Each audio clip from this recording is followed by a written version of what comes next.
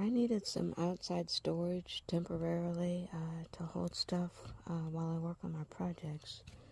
And I wanted to show you a few things I learned on revamping these. I found these on Facebook from different people. And none of them came with a key. Now, this is the first one I got. In order to get a key for it, I took the bolts. There's four bolts on the other side of this lock. You just unscrew those and this lock comes off. And I took it to a locksmith. It was $15 to get 2 keys. So the locks on this, they're a little different, but they were all in working order, and I just cleaned them and greased them. This bar up here, when you close the lid, it goes in the center of that and pushes it down and clicks it shut. Then you push in the side and it pops it back up. This particular one was all greasy and wet inside. It was full of about 2 or 3 pounds of square nails, which are probably made in the 1800s. And I don't know if you can see it, but there's always screw holes over here for when it was attached to somebody's truck. So I tried to fill them all in with RTV. The cut here, which I filled with RTV, I filled anywhere I saw any kind of screw holes or nail holes, and it still leaked. And what I realized was this particular one has metal bars going across the bottom for support, so I put RTV on the ends of those, and that's what finally stopped the leak. Now this one is a different brand. Okay, this button just pushes it. I'll probably spray paint that so it looks a little nicer. Now this side on this one also has the 2 springs, and I'll tear off all this foam here and replace it. But the lock over here is busted. It still works. Wait a minute. So I looked online and I didn't see anything similar to this. So what I'll probably do is remove that and maybe make a piece of wood that's a copy to the other side. But you can see the 3 holes that they dug, and I still need to clean this side out. Now on this first one, I had some old foam laying around, and I was afraid it wasn't going to stick up here, so I put it on the bottom. And in some spots I had to use a little bit of RTV. But on these other ones, I'm gonna try to put it up here on the lid. And because this is raised here, these are made to not leak.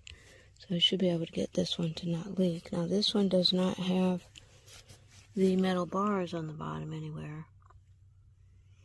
So I think once I fix the lock and patch these holes and put some, I think I'm using about a 1/2 inch foam,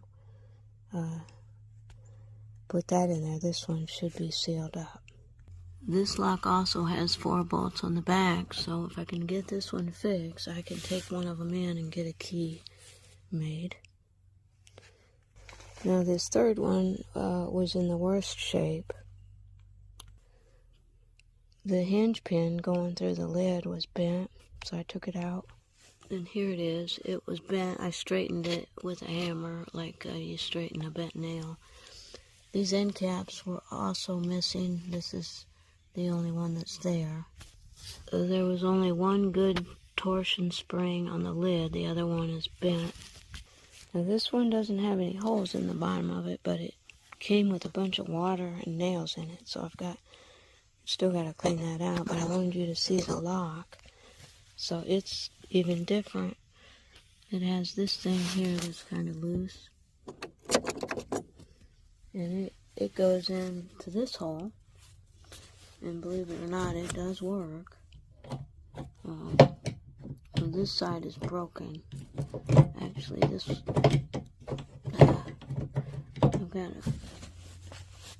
got to try to patch that up. I can JB weld this back together with the plate. The plate is still held here, and it can be removed from the back by 4 bolts also. But I can take this in and have them make a couple keys for me for this box. This third one also does not have any bars on the bottom where it can leak. It did come with some padlock screws on it that I had to fill, and some holes in the plastic I had to fill. But here's a spot where they had a outside padlock attached, and whenever you screw a screw into this plastic, it raises it, and so I just took a knife to cut off the raised part and put RTV in there to seal the holes. Okay, I got my keys back. They're about $16 a piece for each set. This is for the second toolbox, and what I'm going to do is paint this. This is the third one. This was the one that was cracked and broken so bad, and I was able to actually JB weld that together before I gave them the lock to make the new set of keys. I also had to take this wire off and rebend it because it wasn't strong enough to keep this nice and shut like that. Well, I had to bend these tiny little tabs right here.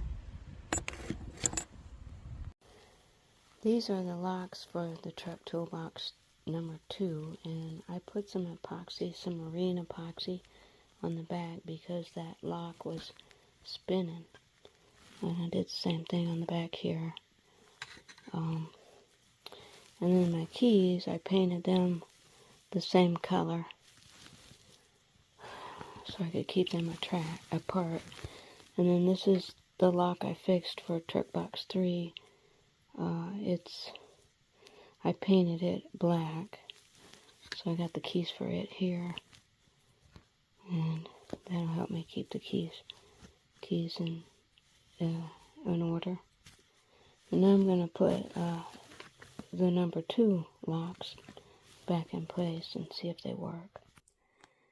These are the 2 latches for that number 2 toolbox, and this one I made out of a fallen log of walnut, and I just matched it to this one. This is the plastic one. I've just painted it, and so we're going to put these on and see if my fabricated one works. You see the elongated holes, so this latch is adjustable.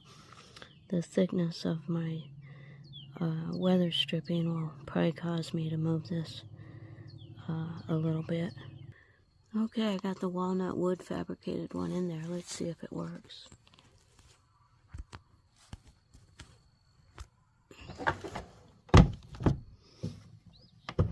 Yep. So you can see. So got the front painted and everything, and matching key.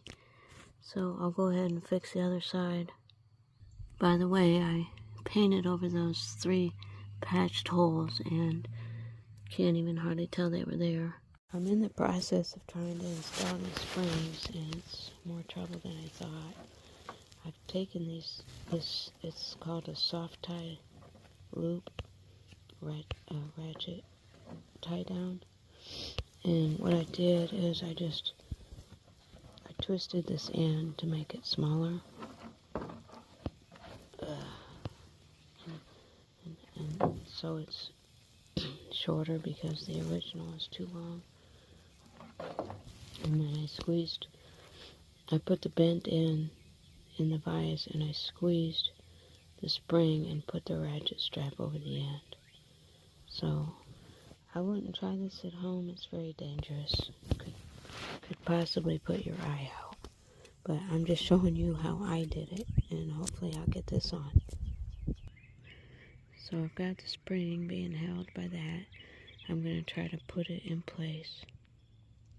Okay, I've threaded this other rod that I haven't installed yet on the outside here, and I've gotten it so that it'll go through the spring and actually through the hole there of the hinge. And so now I should be able to pound this one I'm installing, gradually pound it through.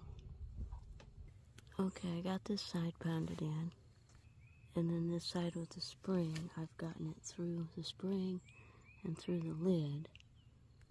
Now I can try to put this end cap on. Okay, I've got it started.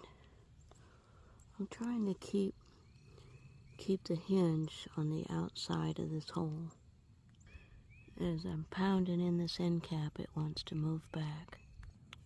Okay, I got it pounded in pretty good. I'm going to try to take that tie strap off. Okay, I got it off the bottom, but this here doesn't seem real secure. Seems like it might pop out.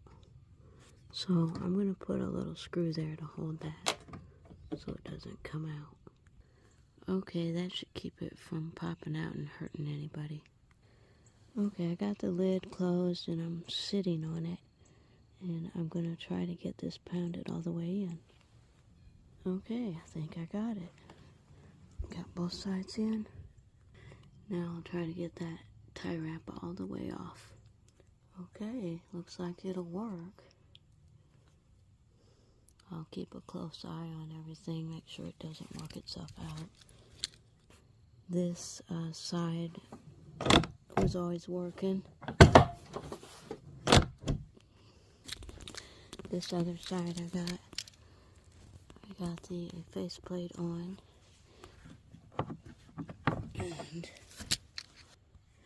and I got that working.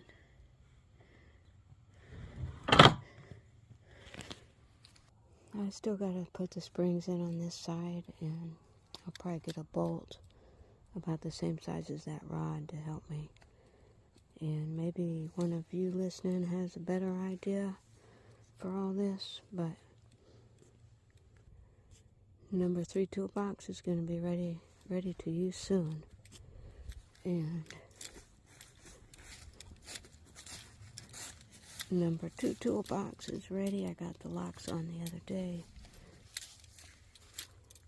And I've already been using number 1. Here's my color-coded keys again.